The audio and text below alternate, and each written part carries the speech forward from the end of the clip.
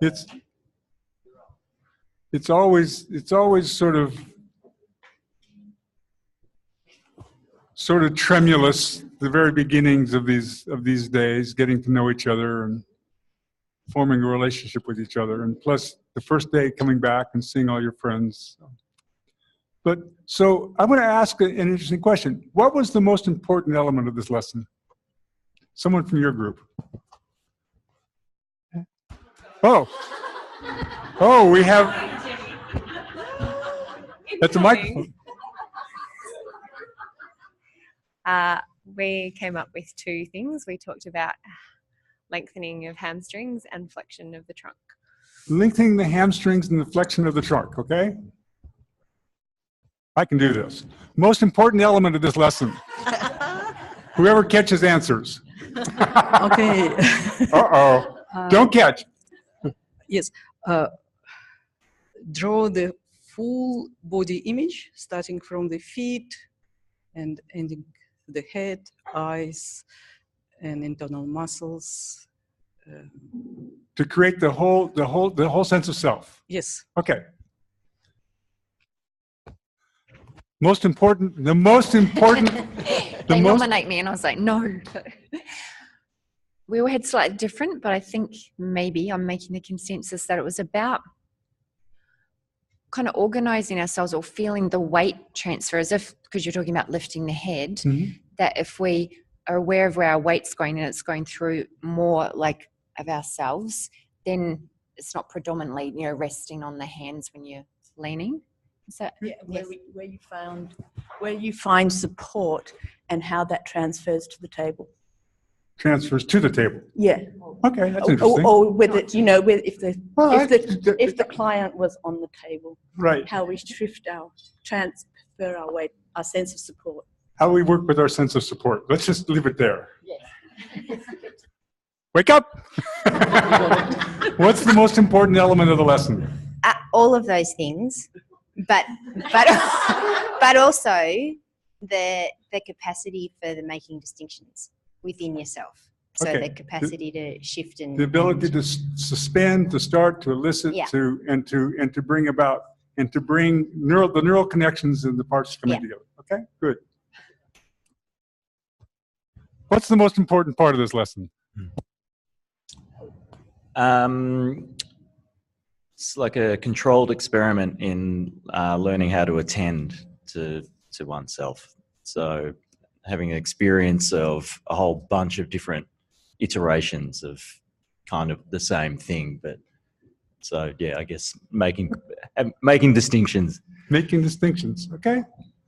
One more group. Oh, that was fast. What if I get it wrong? You played rugby? Right. In part, like what we sort of came up with too is like, obviously things that people have talked about, but also this idea of how we work with our self-alignment, like how we understand our center line. Like concentrating on the left eye was completely different. I hadn't even realized that before. That was completely different to concentrating on the right eye. Concentrating, like I couldn't even move my tail goes perfectly to the right. I didn't even know it was doing that. And how many times have I done this lesson and I'm actually doing that? Right. Yeah, so this idea of where our center is and how we relate to our middle as well was something that we came up with as well. So, did I get you guys? I did. Did I miss anybody? Well, that's okay. They'll have other chances. Look at this. Look how small they've gotten. The smallest one gets the bar. You just drew it to you. No, not me. It's a martial arts technique. It really is. No, don't hurt me. And get their attention completely coming into the middle of yourself so that you have a chance. Go ahead. So this is your chance. Using the ground force, orientation, the movements of the head and eyes, and in relation to reduction of tone, reduction in use of the flexors in maintaining posture. So we can all do Feldenkrais speak pretty good, can't we? Okay, I would disagree with the most important point of this lesson. I would say the most important point of this lesson is gravity. Yeah? This lesson is done in the field of gravity. And so when we watched almost every single person, the very first time that they went to reach toward the floor, what's the very first movement they made?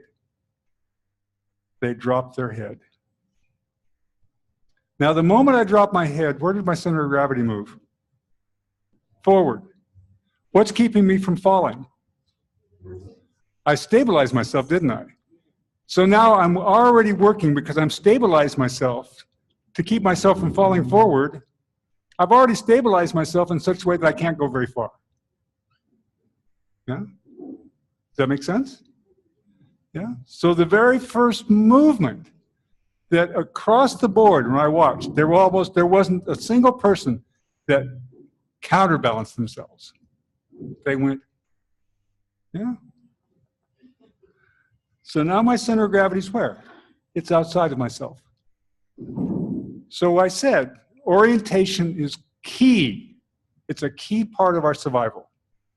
The ability for our system to anticipate changes in the environment, but our positional sense, whether we want it or not, it is so immediate. You can't not do it. You drop your head there, your system will engage in order to keep you from falling. Yeah? And if you don't do that, then there's something really, really wrong with you. And you don't want to experience that. Because when we work with people who've had those kind of injuries, those kind of difficulties, or Meniere's disease, and they can't really sense where they are in space very clearly, they have a profound sense of being ill. Yeah? All right, so this lesson has a lot to do with a lot of other things. Yeah? So the first thing that we worked with was your relationship to the floor. What did you begin to discover about your relationship with the floor? You can throw this around. You guys can make it a free-for-all. What did you discover? There were, there's a lot of different pressures. You talked us through different, how you were standing, where the weight on your feet were. And that was a big relationship with the floor. It showed us how asymmetrical we were. And I suppose the hands had some sort of connection with the floor, but they weren't on the floor too. Still had gravity acting on them. Yeah, we brought the floor up to you, so we can. Okay. So we began to explore, as was mentioned over here, ground forces. For what reason do we have a skeleton?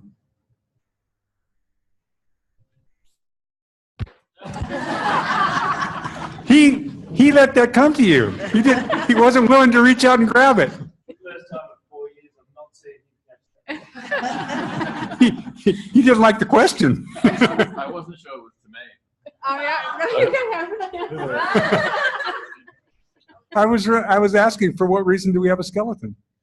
To support ourselves? To support ourselves. Does your skeleton support you? After I started Feldenkrais, it started to support me. It started to support you. Okay, fair enough. Give it to him.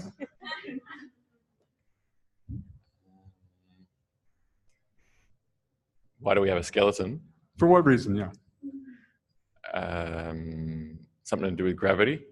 Definitely has something to do with gravity. Movement? Does your skeleton create movement? No, it helps. It's certainly a part of it. Okay.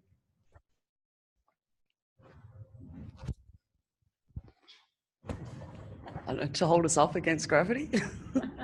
So your skeleton holds you up against gravity? Well, it helps with the forces of gravity. If we didn't have it, we'd just be like a boneless chicken. That's true. We'd just be like an old worm or something, or a mollusk or something. Yeah. An oyster. Then we'd have to have this big shell around us to protect us. Okay, so What else? For what reason? Let's to protect our organs. Okay, that's fair enough. And so that, because for me, during Feldenkrais, I've still got a long way to go, but learning to let go of the muscles and use my skeleton much more efficiently to take the, because I mean, I could feel my legs shaking when I was doing that. So thinking, okay, where's my bones, where's my skeleton in my legs, rather than just kicking in the muscles. Okay, so go ahead, please. To be able to use the force of gravity to propel ourselves and to stand up. Okay, like through the skeleton. Enough. In other words, we organize, we in our intention, in our motor planning, we organize ourselves to utilize our skeleton to cancel gravity. To counter it, to use it. Yes, but we have to organize it. Now, everybody here is utilizing their skeleton to cancel gravity. There's no one who's flat against the ground at this point. Yeah, and even if you're on the floor, you have patterns that you maintain, because after you go through an ATM lesson, you can see that those patterns change. So when you lie on the floor, you maintain patterns that have been implicit probably since birth, in the way that you roll, the way that you turn, the way that you find support, the way that you can move your pelvis that you can't feel, that you don't know that you know. Yeah. So, but in this case, we organize our skeleton. And the ideal for organizing our skeleton is what? What's the ideal? To transmit the force. Where? Up, depending on where we are. Forward and back. But in this case, we're standing and sitting for the day. Okay? Okay? To transmit the force up. Okay?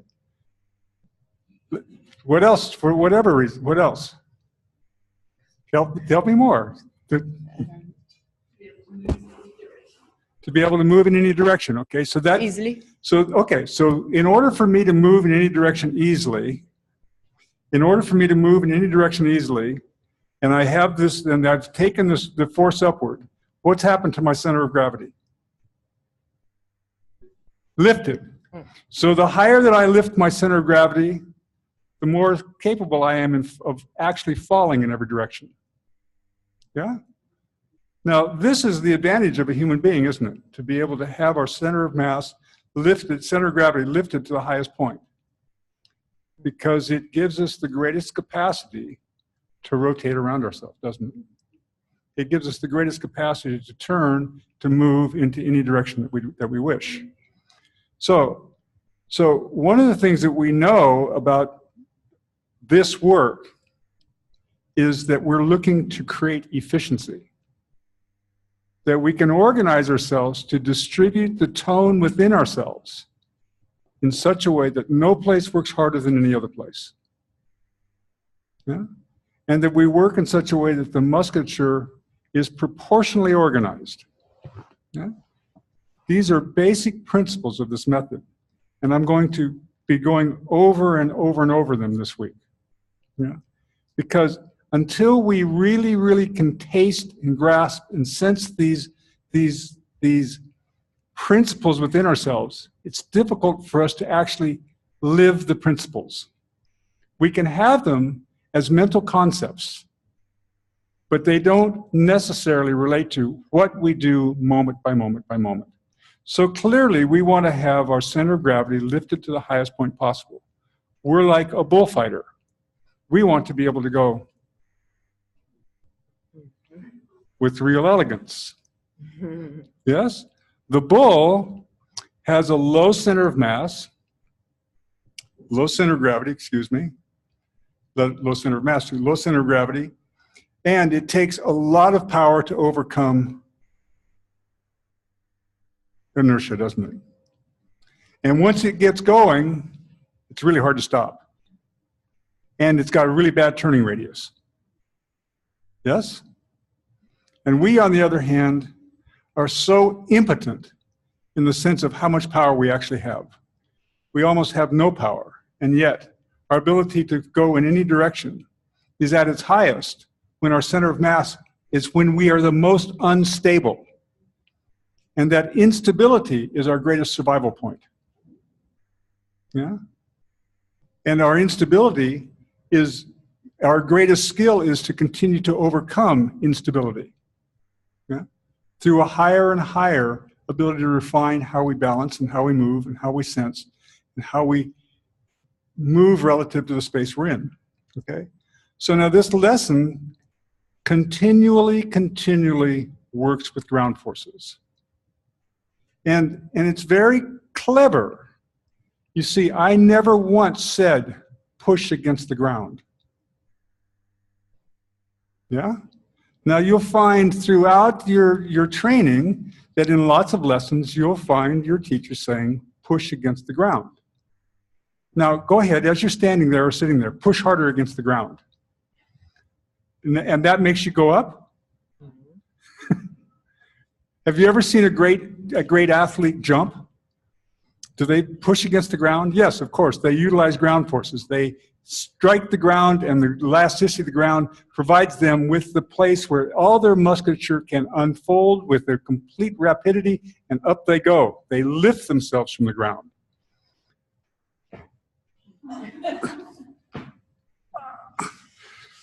I know I'm going high. That's the way I play basketball these days.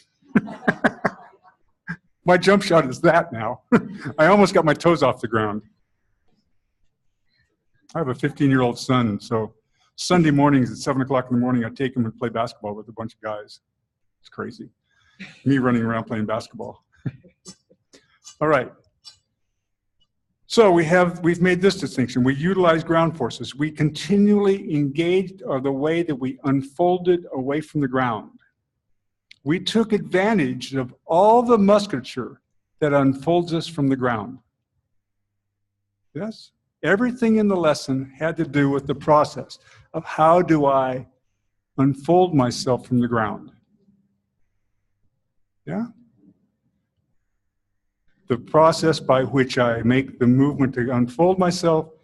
There's a slight little thing here. Instead of having my pelvis moving backwards, I unfold myself. The hamstrings are a little bit complicated. We'll go into that in a moment. But basically, I continue to unfold myself away from the ground. Yeah? So what we start to see is that this lesson begins to work, and the major criterion for this lesson to work is what? That if I'm going to make the movement to come here and to put my hands on the floor, how am I going to do that and maintain an equal balance, an equal distribution of tone within myself? What's that? I have to counterbalance, don't I? I have to continue to keep my center of gravity where? Within the polygon of sustentation. That's what Moshe called it, didn't it? He called it the polygon of sustentation. So I have to keep my center of gravity between my feet if I'm going to keep myself being able to unfold to the ground. When I was playing basketball, I hurt my hamstring, so I need this lesson myself. I actually reawakened a very old injury. Oh well. All right. What else about this lesson?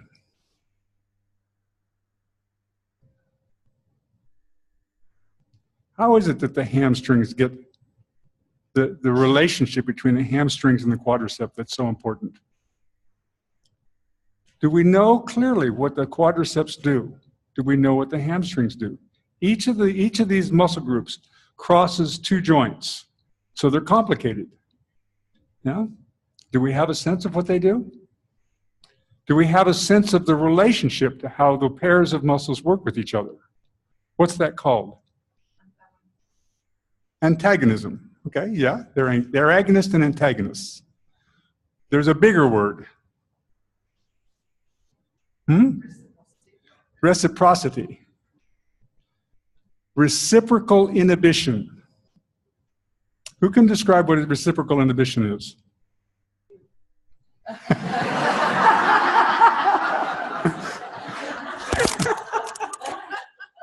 It's your turn. I definitely cannot. You cannot. No. ¿Por qué no? ¿Por qué no? No. Who else? Who has an idea of the relationship between the agonist and the antagonist?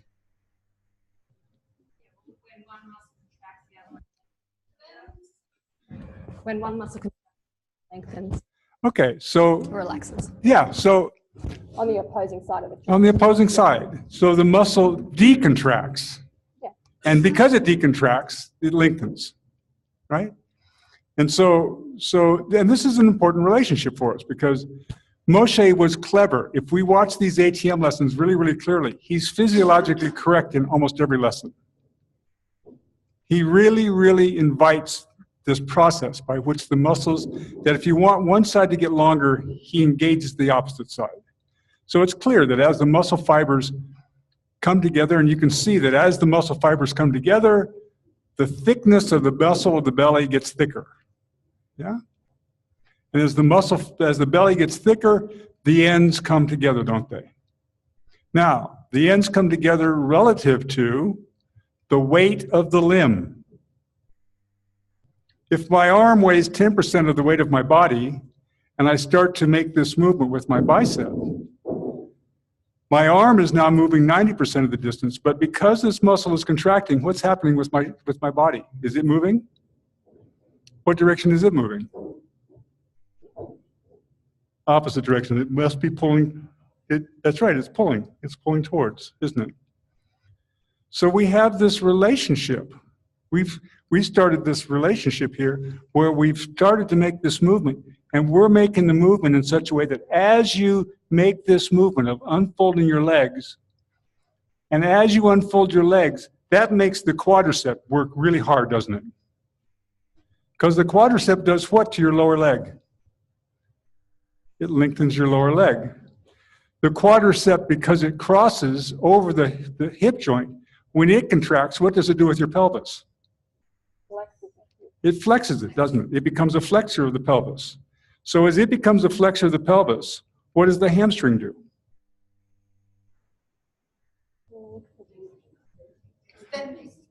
It decontracts, doesn't it? In theory.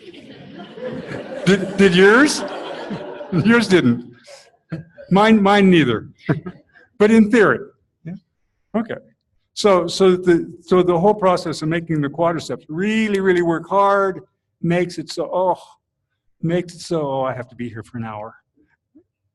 So it makes it so that as I begin this process of having this whole thing unfold, and this begin to fold further and further, this whole aspect of myself, the hamstring, finds a way of lengthening. In relationship to what I'm learning on the table. Because if you could have seen as you practiced the lesson. So instead, at the very beginning, everybody made the movement to go to the table like this. And yet, unbeknownst to most of you, what did you do? As you went into the lesson before long, you changed the entire way that you brought yourself to the table. You began to fold yourself to the table in such a way that you could have everything could become light. Yeah? Is there anything else we need to discover in this lesson? That's the counterbalance. We understood reciprocal inhibition.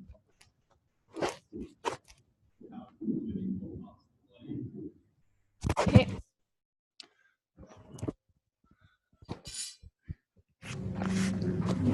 Oops. Ding. Yep. I'm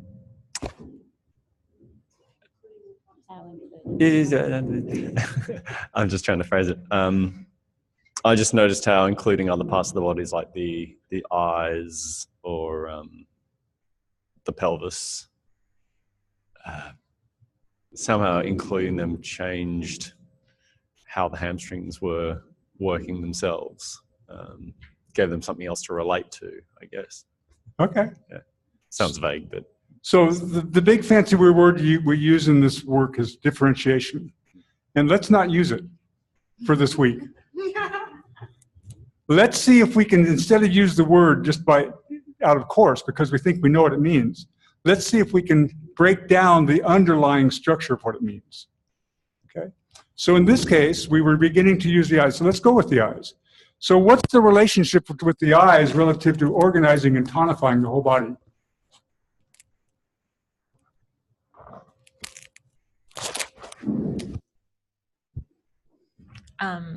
Orientation, and eyes generally orientate the head, although not always.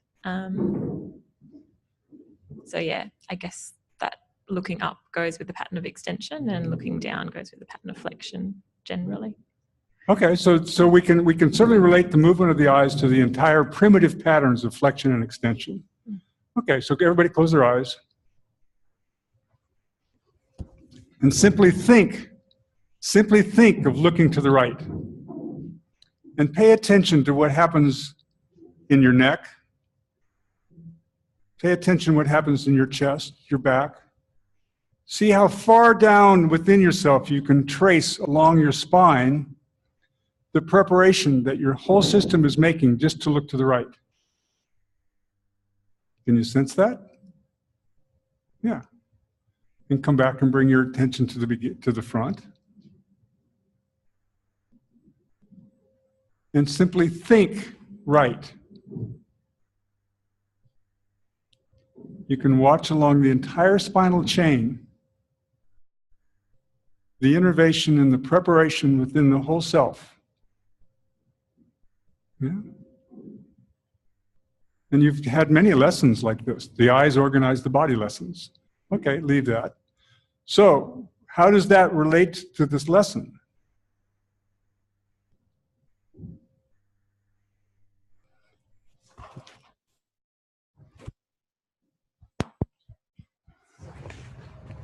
Challenging habits. It's one way related.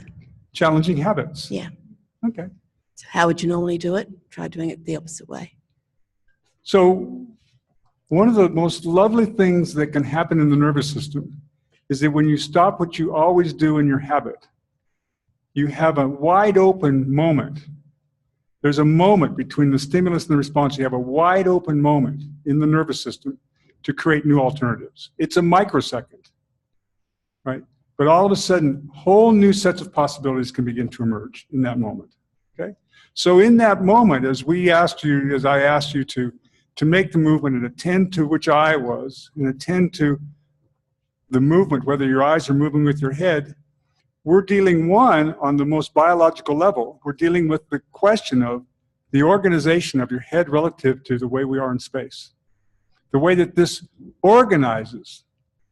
Our eyes, because we're all sighted in here, our eyes help profoundly in our organization and our sense of orientation as to where we are in space. We're tied to the way that we've come to know ourselves in the world of gravity. If you alter that, you are simply not in the muscular habit that you've historically used.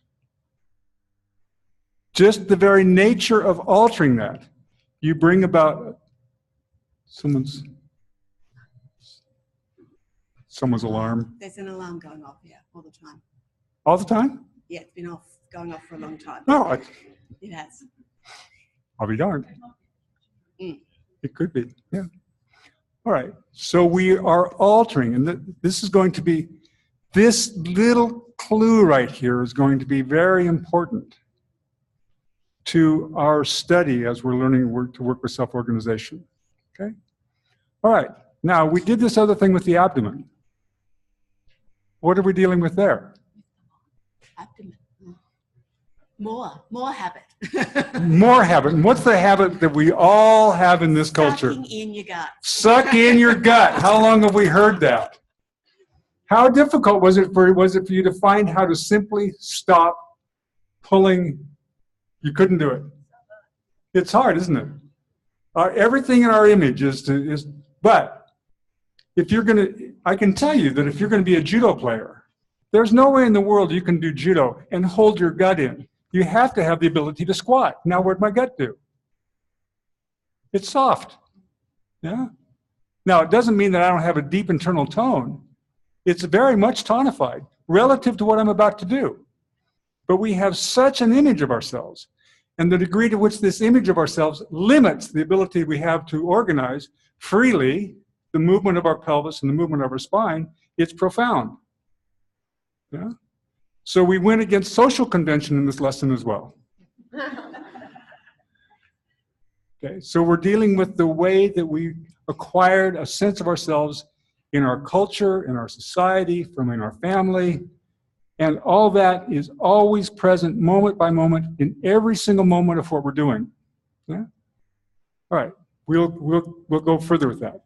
All right, by the end of the day, it would be great if you, for yourself, in a break or something, could write down at least 5 of the principles we talked about.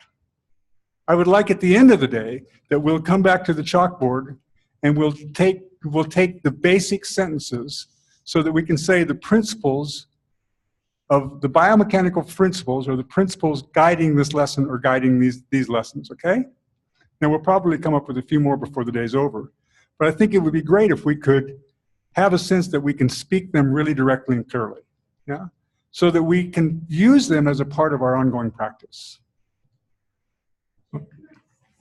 You certainly may. What I want to say, but I did read something about you before coming here. Uh-oh. That was not written by you, but was very illuminating for me.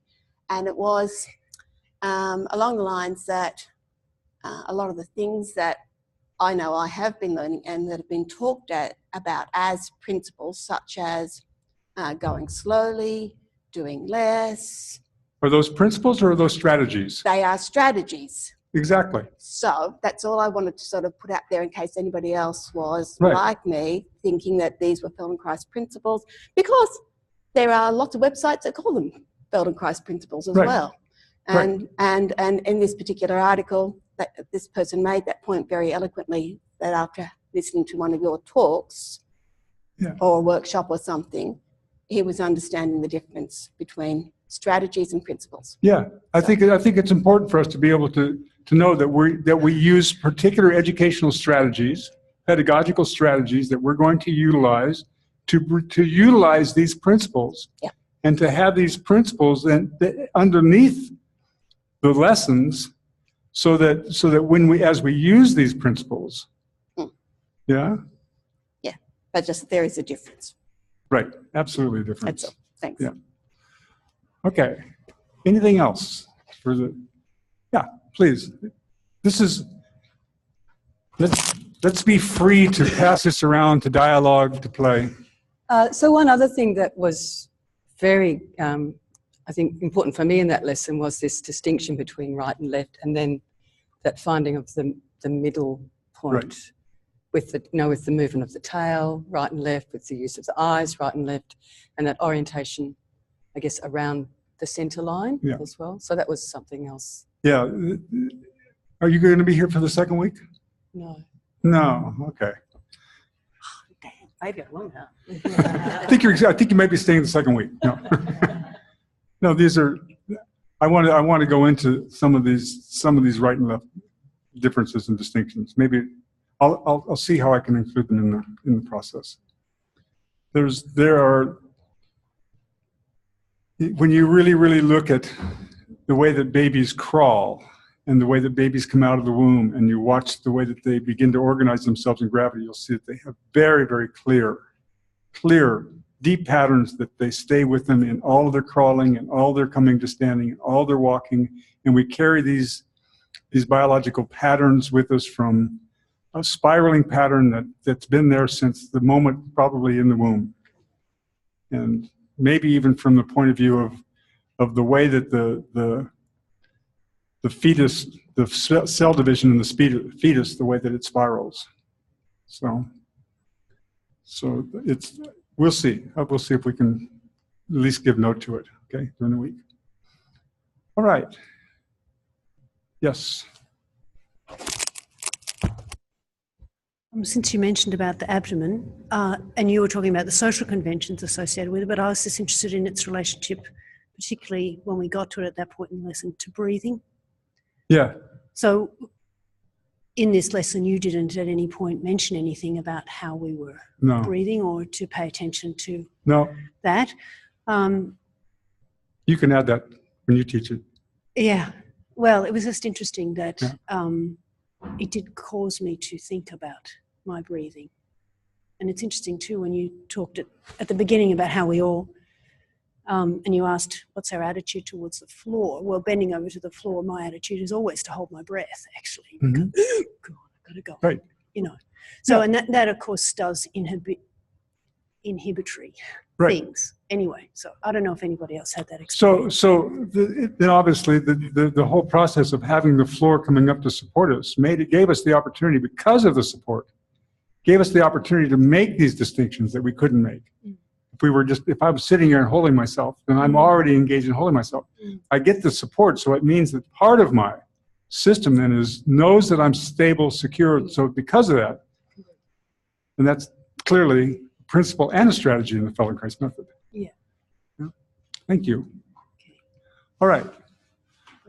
Yes, please, Mary. Hi, Jeff. The thing I was thinking about this lesson was the vestibular system with the constant moving of the head while maintaining the organisation of the hands and the feet and the balance in that system. So to me, it seemed like it was really finely tuning the kinesthetic sense while the vestibular system was constantly being agitated. Yes, I mean, so we have all the Magnus's tonic neck reflexes and all that material beginning to engage in all the vestibular activities. So potentially really disorienting, and you had to constantly find your orientation from your kinesthetic sense. Especially because we're not in the normal orientation, are we? Yeah. I mean, this is partway between rolling. This is partway between any other activity. But I still have to have the ability to take my head through space. Yeah. And then we have all the lessons where we do these crazy things with the head and eyes and the orientation. So, all right. Let's. I think we'll take a cuppa. Have a. Is that the right way?